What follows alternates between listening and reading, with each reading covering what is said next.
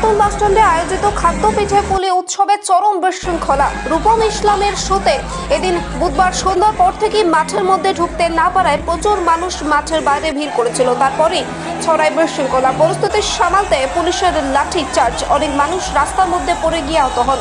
বহু দূর থেকে মানুষ গিয়েছে প্রোগ্রাম না দেখতে পেরে ভারাক্রান্ত মনে ফিরে যান। এমনকি পাঁচিল টপকে গিয়ে ভেতরে উঠতে গিয়েও পড়ে যান অনেকেই। পাঁচিলের মধ্যে আলকাতরা ঢেলে দেওয়া হয় যাতে কেউ পাঁচিল টপকে ভিতরে প্রবেশ করতে না পারে। অনুষ্ঠান দেখতে রূপম ইসলামের ভক্তরা এতটাই ভিড় করে যে পরিস্থিতি সামাল দিতে হিমশিম খেতে হয় পুলিশ প্রশাসনকে।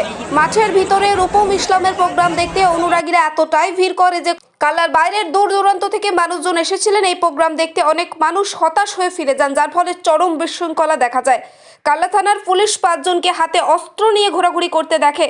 ওই 5 জন দুষ্কৃতীকে পুলিশ আটকায়। এই ব্যাপারে বিধায়ক দেবপ্রসাদ বাগ জানান, উদ্দেশ্য প্রণোদিতভাবে অনুষ্ঠানটাকে বানচাল করবার জন্য এই দুষ্কৃতীরা এসেছিল।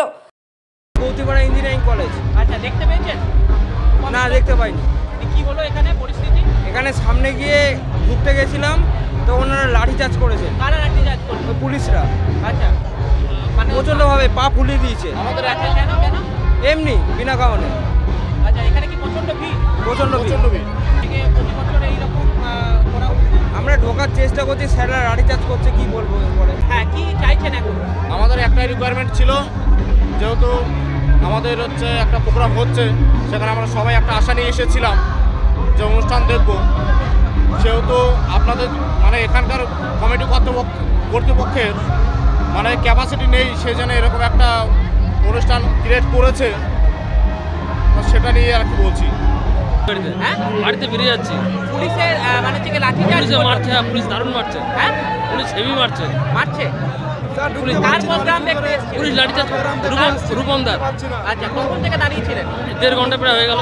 আচ্ছা, ঢুকতে পেরেছেন ভেতরে? না, পুলিশ লাঠি চার্জ করছে। পুলিশ প্রোগ্রাম হতাশ হয়ে যারা ফিরে গেলেন, আমি এটুকু বলতে পারি যে আগামী দিনে আবার চেষ্টা করব যাতে অন্ততপক্ষে যারা হতাশ হয়ে ফিরে গেলেন তাদেরকে প্রসেসকে দেখানো যায়। আরেকটি ঘটনা ঘটেছে যে 4 জন থেকে 5 জন একটি দল যারা ছুরি নিয়ে এসেছিলেন, পুলিশ তাদেরকে আটকও করেছেন। এ বিষয়ে কি বলবেন? দেখুন, একটা কথা বলতে পারি যে কিছু শ্রেণী আছে যারা সবসময় বলে যে বাংলাতে খেলার মেলা চলছে।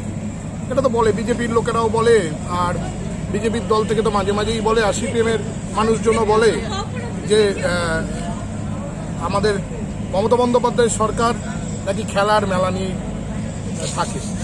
এবং তাদের উদ্দেশ্যে বলা, দেখুন, খেলার মেলাটা কিন্তু আজকে শিল্পে পরিণত হয়েছে।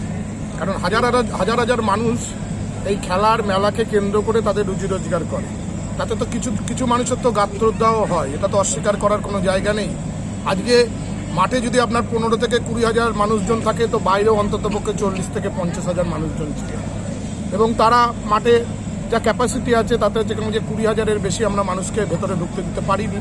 ফলে বাইরে যারা ছিলেন, তারা যারা এসেছেন, তারা যখন এই মানুষজন যখন আসেন, তাতেও কিন্তু একটা বিজনেস, কিন্তু একটা পরিস্থিতি তৈরি হয় সমস্ত জায়গায়। আপনি বাইরে গিয়ে দেখুন, কোনো হোটেলে কোনো খাবার নেই, কোনো দোকানেই কিন্তু আপনি খাবার পাবেন না। সমস্ত দোকানেই ইতিমধ্যেই খাবার শেষ হয়ে গেছে। এই যারা এই খেলাকে মেলাকে বানচাল করবার জন্য চেষ্টা করে, অথচ মানুষ এটাকে মান্যতা দিচ্ছে।